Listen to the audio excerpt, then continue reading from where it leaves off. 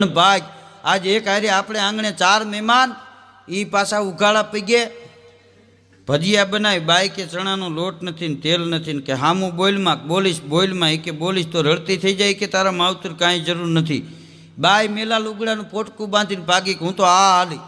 એનો ઘરવાળો આડીમાંથી ધોકા કાઢીને વાહે થયો ધોકો લઈને. એ કે તારી જાતની જાય ક્યાં? 2 જણા નદીએ વૈયા ગયા ને લુગડા ધોઈ ને પાછા ઘેરે વૈયા આવ્યા. ફળિયામાં આવીને ઓલી બાઈ કે હું કેવી ડાય, મહેમાન આવે ને તમે જરાક કાંઈક કયો તરત મેલા લુગડા બાંધીને ભાગું. એનો ઘરવાળો કે ગાંડી થામાં તારા કરતાં હું ડાયો. કેમ?